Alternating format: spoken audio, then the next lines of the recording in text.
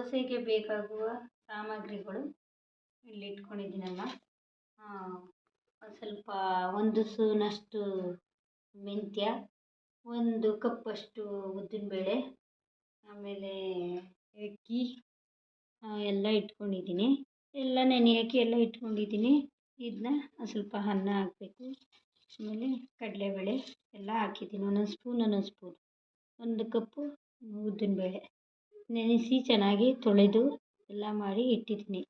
ರುಬ್ಬುವ ಇದು ಪಾಲಕ್ ಸೊಪ್ಪು ಮತ್ತು ಅಕ್ಕಿ ಇದೆಲ್ಲ ಹಾಕಿ ರುಬ್ಬಿದ ನಂತರ ಅದನ್ನ ಚೆನ್ನಾಗಿ ರುಚಿಗೆ ತಕ್ಕಾಗೆ ಒಂದು ಸ್ವಲ್ಪ ಉಪ್ಪು ಎಲ್ಲ ಹಾಕಿ ಮಿಶ್ರಣ ಮಾಡಿ ದೋಸೆ ಮಾಡಬೇಕು ಅಂತ ಇದ್ದೀನಿ. ಅರ್ಧ ಕಟ್ಟು ಪಾಲಕ್ ಸೊಪ್ಪು, ಬೀನ್ಸ್ ಒಂದು ಅರ್ಧ kg, ಕ್ಯಾರೆಟ್ 1, ಟೊಮೊಟೊ 3, ಈರುಳ್ಳಿ 1, ಕಾಯಿ ಒಂದಿಷ್ಟು ಅಗಲ, 1-2 ಸ್ಪೂನು ಕಡಲೆ. ಇವೆಲ್ಲ ರುಬ್ಬಕ್ಕೆ. ಇದು ಕಾಯಿ ಕಡಲೆ. ಇದು ಮಾಡುವ ವಿಧಾನ. ಗೊಜ್ಜು ಪಲ್ಯ ಮಾಡೋಕ್ಕೆ ದೋಸೆಗೆ ಬೀನ್ಸು, ಕ್ಯಾರೆಟು ಮತ್ತು ಈರುಳ್ಳಿ ಎಲ್ಲ ಕಾಯಿ ಕಡಲೆ ಸಾಂಬಾರು ಸೊಪ್ಪು ಎಲ್ಲ ರುಬ್ಬಕ್ಕೆ ಹಾಕ್ತೀನಿ ಫಸ್ಟು. ಸರಿಯಾ? 2 ಸ್ಪೂನು ಖಾರದ ಪುಡಿ, ರುಚಿಗೆ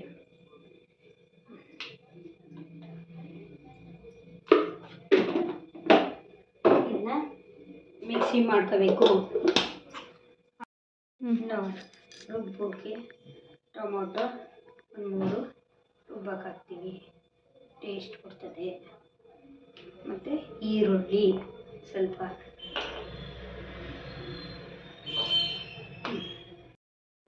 ನೀರು ಹಾಕ್ಲಾ? ಸ್ವಲ್ಪ ಹುಣಸೆಹಣ್ಣು ಟೇಸ್ಟು ಚೆನ್ನಾಗಿರುತ್ತೆ ಪಲ್ಯ. ಕುಕ್ಕರ್ ಇಟ್ಟಿದ್ದೀನಿ, ಸ್ಟವ್ ಹಚ್ಚಿದ್ದೀನಿ. ಎಣ್ಣೆ ಹಾಕ್ತೀನಿ ಒಂದು ಸ್ವಲ್ಪ ಎಣ್ಣೆ, ಸ್ವಲ್ಪ ಸಾಸಿವೆ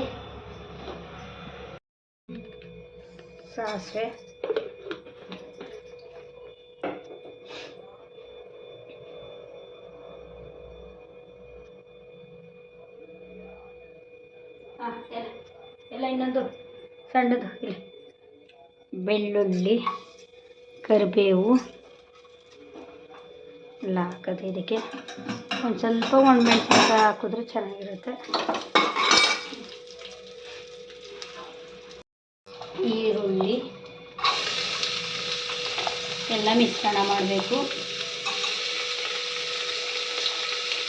ಮಿಶ್ರಣ ಮಾಡಿ ಸ್ವಲ್ಪ ತಂದಬೇಕು. ಒಗ್ಗರಣೆಯಲ್ಲಿ ಒಂದು ಸ್ವಲ್ಪ ತಂದಬೇಕು. ಮಸಾಲೆ ಎಲ್ಲ ತುಂಬ ಚೆನ್ನಾಗಿರುತ್ತೆ. ಎಲ್ಲ ಮಾಡಿದ್ರೆ ದೋಸೆಗೆ ತುಂಬ ಸೂಪರಾಗಿರುತ್ತೆ.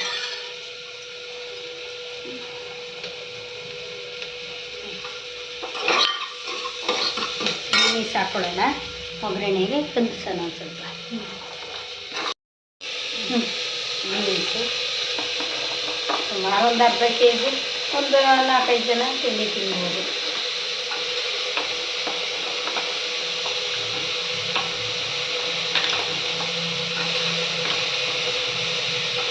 ಒಂದು 10 ನಿಮಿಷ ಬಿಟ್ಟು ಚೆನ್ನಾಗಿ ಕಲಿಸಿದ ಮೇಲೆ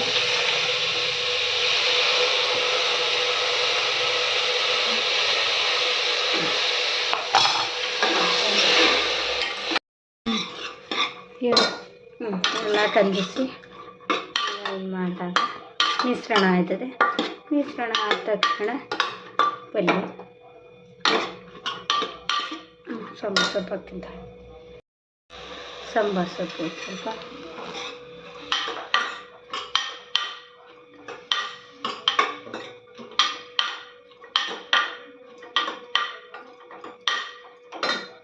ಇನ್ನು ಮಸಾಲೆ ಹಾಕಬೇಕು.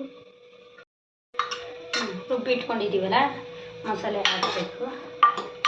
ಅದಕ್ಕೆ ಹಾಕ್ತಾಯಿದ್ದೀನಿ ಮಸಾಲೆ ರುಬ್ಬಿರೋದೆಲ್ಲ. ಸ್ವಲ್ಪ ಮಸಾಲೆ ಹಾಕ್ತಾಯಿದ್ದೀನಿ. ಎಲ್ಲ ಹೊಂದಿಸಿ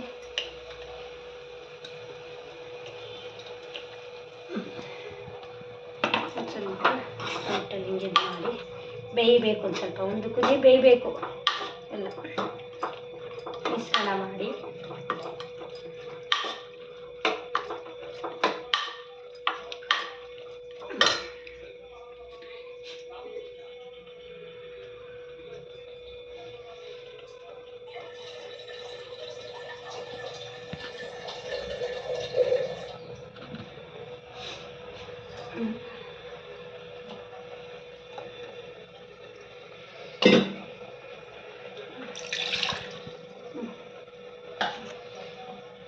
ಎಲ್ಲ ಮುಚ್ಚಳ ಹಾಕಿ ಆಯಿತು. ಎಲ್ಲ ಒಂದು ಸಮ ಮಾಡಿ ಕೂಗಬೇಕು. ಕುಕ್ಕರ್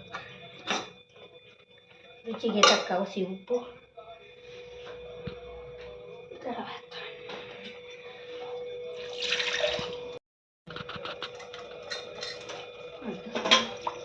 ಮಿಶ್ರಣ ಮಾಡಿ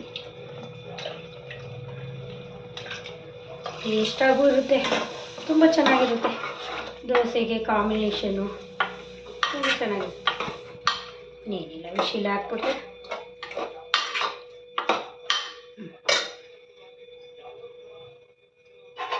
ಜಾರ ಇದ್ರೊಳಗೆ ಹಾಕಿದ್ದೀವಿ. ಒಂದು 3 ವಿಶಿಲ್ ಆಗಬೇಕು, ಪಲ್ಯ ಬೇಯಬೇಕು ಚೆನ್ನಾಗಿ. ಇದ್ವಲ್ಲ ದೋಸೆ ಇಟ್ಟು ಅದಕ್ಕೆ ರುಚಿಗೆ ತಕ್ಕ ಉಪ್ಪು ಹಾಕಿ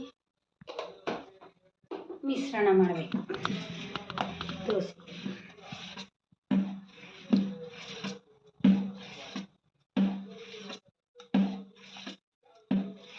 ಎಷ್ಟು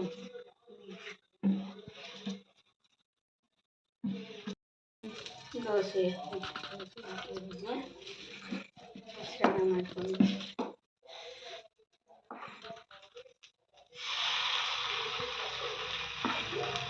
ತುಂಬ ತೆಳ್ಳಗಿದ್ರೆ ತುಂಬ ಚೆನ್ನಾಗಿರ್ತದೆ.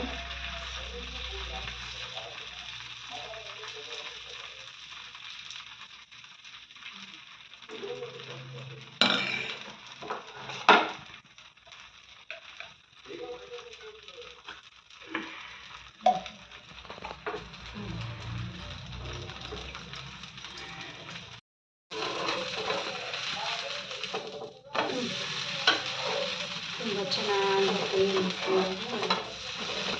ಸಾಫ್ಟಾಗೈತೆ ದೋಸೆ, ತುಂಬ ಚೆನ್ನಾಗಿರ್ತದೆ. ಪಾಲಕ್ ಸೊಪ್ಪಿನ ದೋಸೆ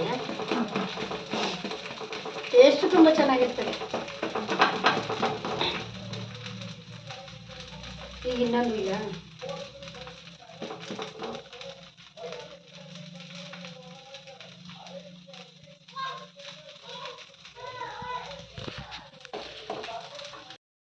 ಪಲ್ಯ ಆಗೈತೆ, ತುಂಬ ಚೆನ್ನಾಗೈತೆ. ಬೋಲ್ಗೆ ಹಾಕೊಡ್ಲ. ಅಮ್ಮ ಮಾಡಿದ್ರು ಪಾಲಕ್ ದೋಸೆ ಪಲ್ಯ, ನೋಡ್ತೀನಿ ಚೆನ್ನಾಗಿದೆಯಾ ಅಂತ. ಚೆನ್ನಾಗಿದೆ, ನೀವು ಮಾಡ್ಕೊಂಡು ಮನೆಯಲ್ಲಿ ಹೇಳಿ ಚೆನ್ನಾಗಿದೆ ಕಾಂಬಿನೇಷನ್ನು. ಲೈಕ್ ಮಾಡಿ, ಶೇರ್ ಮಾಡಿ, ಸಬ್ಸ್ಕ್ರೈಬ್ ಮಾಡಿ. ಮುಂದಿನ ವಿಡಿಯೋದಲ್ಲಿ ಸಿಗ್ತೀನಿ. Bye. Thank you. Thank you.